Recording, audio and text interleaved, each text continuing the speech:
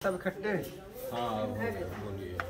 रास बिहारी भगवान राधा कृष्ण अष्ट सखियों में से चौथे नंबर की सखी चंपकलता जी, ये खाने बनाने में निपुण थी। किशोरी जी के लिए प्रसाद बनाती थी और जो खोआ से मिठाइयाँ बनती हैं ना, उनको बनाने में ज़्यादा विशेषज्ञ थी और सारे खटरस बनाती थी। ये तो उनकी सेवा रसोई की रही। और देखो ये सामने आपको बाबा दिख रहे हैं ना, इनका नाम है उद्धव। ये राजस्थान के थे। इनके पिताजी का नाम था बौदेव जी। बौदेव जी की सगाई हो गई, शादी नहीं हुई, बाबा बन गई। उनके पिताजी ने लड़की वालों को खबर की, भाई हमारा लड़का तो बाबा बन गया है, अपनी लड़की का रिश्ता कैंसिल कर दो। 1 साल के बाद में लौट के साधु समाज के साथ अपने गांव में आए। जब तक उस लड़की का कहीं रिश्ता नहीं हुआ था, फिर उनके पिताजी ने खबर की, भाई लड़का आ गया, कुछ हम समझाएंगे, कुछ आप कहना शायद रिश्ता हो जाए। तो लड़की के परिवार वाले सब आए थे, साथ में वो लड़की आई थी। संत के सब पैर छूते, उस लड़की ने पैर छुए तो उसको आशीर्वाद दे दिया कि आप पुत्र वधू हो। वो आश्चर्य करेंगे, महाराज शादी हुई नहीं, आपने आशीर्वाद दे दिया पुत्र वधू हो, ये समाज क्या कहेगी, निंदा का काम होगा। माने आपके जो बच्चा पैदा होगा ना, वो उधर से पैदा नहीं होगा, आपकी हथेली में छाला पड़ेगा। जैसे जूता पहन के छाला पड़ जाता है, आपकी हथेली में छाला पड़ेगा, उससे बच्चा पैदा होगा। हथेली में छाला पड़ा, इससे ये उद्धव जी पैदा हुए। 12 साल के हो गए, इन्होंने भी अपना घर छोड़ दिया, वृंदावन में आके हरव्यास देवाचार्य जी के शिष्य बन गए। ये भगवान के भजन में मस्त रहते थे, बोलते नहीं थे। लोग कहने लगे बहुत घमंडी है, बोलता नहीं, बहुत घमंडी है, बोलता नहीं, तो घमंड देव नाम पड़ गया। अच्छा, उद्धव का नाम घमंड देवाचार्य। तो यहाँ रमणीक स्थान देखकर देखो, राम कृष्ण की तपस्या ऐसी है, सुखाले प्रकट नहीं होती, पर इन्होंने इतनी घनघोर तपस्या की, प्रिया प्रीतम राधा कृष्ण को प्रकट कर लिया। तब भगवान ने इनको आदेश दिया, भाई गांव से ब्राह्मणों के बच्चे लोग राधा कृष्ण बनाओ, मेरी रासलीला का प्रचार प्रसार करो। सामने देखो भगवान अपना दे रहे हैं इनके लिए, राजगारी अपनी चंदकारी दे रही है। इनको बच्चों के सिर पर धारण करना, धारण करते ही समझना हम ही खेल रहे हैं। बच्चों के अंदर हमारा आवेश आएगा, उनको सुतई लीलाओं का ज्ञात होता चला जाएगा। इनसे तो भगवान ने बात की और ब्राह्मणों को सपने में आदेश दिया कि एक साधु आपसे बच्चा मांगने के लिए आएगा, उससे मने मत करना, बच्चे दे देना। सुबह होते ही ये ब्राह्मणों के पास गए, उनसे बच्चे मांगे, उन्होंने दे दिए। यहाँ लाकर बच्चों का श्रृंगार किया, ठाकुर जी के दिए हुए मुकुट बच्चों के सिर पर धारण किए, तो बच्चा अंतर ध्यान हो गए, अलोप हो गए। ये बाबा घबरा गए, बता ब्रजवासी ब्राह्मणों को बच्चे कहाँ से वापस करूँगा, कैसे ठाकुर जी की लीलाओं का प्रचार प्रसार होगा। और कोई सहारा नहीं मिला, समाधि लगाकर भगवान के ध्यान में बैठे। दोबारा भगवान प्रकट हुए, भगवान से कहा, महाराज आपके आदेश के अनुसार मैं ब्रजवासी ब्राह्मणों के बच्चे लाए, लाकर यहाँ श्रृंगार किया, आपके दिए हुए मुकुट पहनाए, इन्हें चुप है जा, आपके दिए हुए मुकुट पहनाए, तो बच्चा अंतर ध्यान हो गए, अलोप हो गए। बताओ ब्रजवासियों को बच्चे कहाँ से वापस करूंगा, कैसे आपकी लीलाओं का प्रचार प्रसार होगा। जो बच्चे अलोप हो गए थे ना गायब, ठाकुर जी ने देखो ये प्रकट किए। फिर यहाँ पे रास हुआ, जिस पे आप लोग खड़े हैं ना, ये ठाकुर जी का प्रथम रास लीला मंडल है। वृंदावन में निधवन में डेली लीलाएं होती हैं, पर रास की प्रागट स्थली इसी जगह से है जिस पे आप लोग खड़े हैं। रास हुआ, ठाकुर जी की आज्ञा हुई, प्रचार प्रसार का काम यहाँ के ब्राह्मणों को सौंपो, जगह जगह जाके प्रांतों में प्रचार करेंगे। ब्राह्मण मंडली बनाकर MP दतिया डिस्ट्रिक्ट में ले गए थे। दतिया वाले राजा बोले, जैसे कृष्ण भगवान ने कालीनाग जमुना के अंदर से ना था ना, उसी प्रकार हमको नागनाथ के दिखाओ, नहीं हम आपको जेल में बंद कर देंगे, आप ढंग फैलाते बोलते हो। ब्राह्मणों को हड़काया तो ब्राह्मण घबरा गए, सोचने लगे हम तो ठाकुर जी की आज्ञा से प्रचार के लिए निकले, ये राजा क्या कह रहा था, उदास होकर बैठे थे। पहले रास में छोटे छोटे बच्चे ठाकुर जी बनाते थे, वो बच्चे बोले आप क्यों उदास हैं। उन्होंने बताया, लाला ये राजा बोल रहा है, जैसे कृष्ण भगवान ने कालीनाग जमुना के अंदर से ना था ना, उसी प्रकार हमको नागनाथ की दिखाओ, नहीं जेल में बंद कर देंगे, आप चिंता मत करो। राजा से अभी जाके बोलो कि आज नागलीला हुई। ब्राह्मणों ने जाके बोल दिया कि महाराज आज नागलीला हुई। तो राजा ने जो सरप पकड़ते हैं ना, सपेरों को बुला के अपने तालाब में बहुत बड़ा सरप छुड़वाया, रासलीला हुई। रास बिहारी भगवान ने खेलते खेलते उस तालाब में गेंद गिर दी। श्री दामा सखा की गेंद थी, उन्होंने अपनी गेंद मांगी, उनसे छुड़ा के तालाब में कूद गए। तो 3 घंटा तक नहीं निकले। देखने वाली जनता भी रोने लगी, राजा भी रोने लगा, पश्चाताप करने लगा, अरे मैंने हट करके बड़ी गलती की, ये तो ब्रह्म हत्या, बाल हत्या, डबल हत्या हो गई।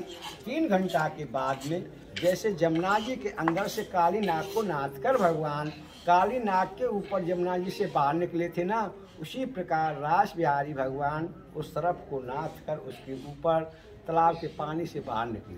तो राजा ने खुश होकर अपने जैसे महल बन रहे थे यहाँ पे महल बनवाए और रास बिहारी भगवान के लिए 5.25 किलो का सोने का मुकुट बनवा के भेंट में दिया। वो मुकुट अब भी है, मथुरा लॉकर में जमा है। उतर्त भादों लगत क्वार की पूर्णिमा आती है जिससे पितरपक्ष चालू होते हैं। जैसे 13 की होती है बाबा मटकी फोड़ लीला, 14 की सुनहरा की कदम खंडी की लीला, पूर्णिमा की लास्ट की लीला यहीं की होती है, बरसाने की लीलाओं से जुड़ी हुई है। इस बाबा इस गांव का नाम है करहैला, आपको लेट तो होंगे। इस गांव का नाम है करहैला, कर माने हाथ। कैसे पड़ा? एक बार कामदेव जी से नारद भगवान की भेंट हो गई। कामदेव जी नारद भगवान से बोलने लगे, आप मेरे से युद्ध कीजिए, नहीं कोई उपाय बताइए, मेरी भुजाओं में खुजाल चल रही। नारद भगवान बोले, श्रीमन नारायण नारायण, मेरे में इतनी सामर्थ्य नहीं है मैं आपको उपाय बता सकूं। हाँ, आप उपाय तो जरूर बता सकता हूँ, आपसे युद्ध नहीं कर सकता हूँ। आप वृंदावन जाइए, मैं कृष्ण भगवान मिलेंगे, वो आपसे युद्ध कर सकते हैं। तो कामदेव जी वृंदावन में आए, भगवान के लिए दंडवत प्रणाम कुछ नहीं की, सीधे बोलने लगे, मैं आपसे युद्ध करने के लिए आया। भगवान मुस्कुराते हुए बोले, भाई कामदेव युद्ध होते हैं 2 प्रकार के, एक होता है किले का, एक होता है मैदान का, आप कौन सा युद्ध करना चाहते हैं? कामदेव जी चक्कर में पड़ गए, किले का कैसा होता है, मैदान का कैसा होता है, आप मेरे को समझाइए। और किले का तो ऐसा होता है, मैं किले के अंदर महल के अंदर छिप के बैठ जाऊंगा, आप अपनी बाण चलाना। क्यों? कामदेव जी माया रूपी बाण चलाते थे, ऋषियों की तपस्या बन किया करते थे, कभी अप्सराएं प्रकट कर दी, कभी नाचने गाने वाली प्रकट कर दी, कभी ऋतुओं का बदलाव कर दिया। भगवान बोले, अगर तेरी माया ने मेरे ऊपर प्रभाव डाल दिया तो मैं हार गया, तू जीत गया। मैदान का ऐसा होता है, आधी रात के टाइम पे मैं 16 शस्त्र गोपियों के साथ महाराज लीला रचूंगा, आप उसमें आना। उनमें एक पे एक सुंदर आएंगी, उनको देखकर तेरा मन चलायमान हो गया तो तू हार गया, मैं जीत गया। क्यों? कृष्ण भगवान को बाल योगी कहते थे, बाल जति कहते थे। एक बार गोपियों के अंदर शंका हुई, महाराज आप इतनी गोपियों में रहते हैं, आपसे बाल योगी कहते हैं और दुर्वासा ऋषि से दुर्वारी कहते हैं, ये बात तो हमको असंभव लगती है। भगवान मुस्कुराते हुए बोले, हे गोपियों, आप ऐसा करो, पहले दुर्वासा ऋषि की परीक्षा लो। जो दुर्वासा ऋषि का स्थान है ना, वृंदावन में जमुना जी से पल्ली पार है, उनके दर्शन के लिए आप जाइए।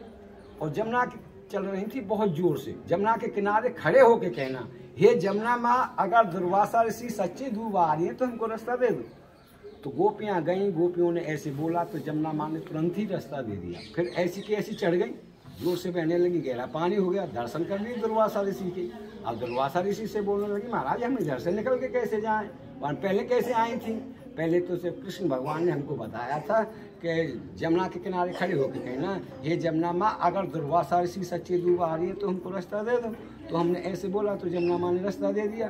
दुर्वासा जी बोले, अब ऐसे कहना, हे जमुना माँ, अगर कृष्ण सच्चा बाल योगी है, बाल जति है, तो हमको रास्ता दे दो।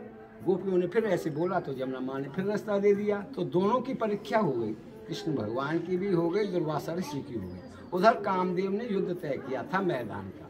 भगवान वृंदावन से इस करहैला गांव में आए थे। करहैला गांव है, ये उपवनों में समार है, इससे वार्तावन भी कहते हैं। सही बरसाने के सामने गांव है। राधा जी को बुलाने के लिए अपने ऐसे अपनी कलाई हिलाई और हेला मारा तो गांव का नाम पड़ गया करहैला।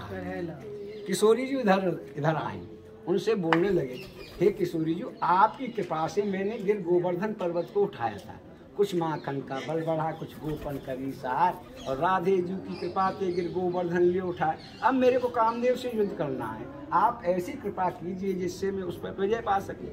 राधा रानी मुस्कुराती हुई बोली, हे प्यारे श्याम सुंदर, आप कोटान कोट कामदेव के मद को चूर्ण करने वाले हैं, फिर भी मैं अपनी रूप माधुरी आपके अंदर प्रवेश करती हूँ, आपके रूप को ही देखकर कामदेव मूर्छित हो जाएगा।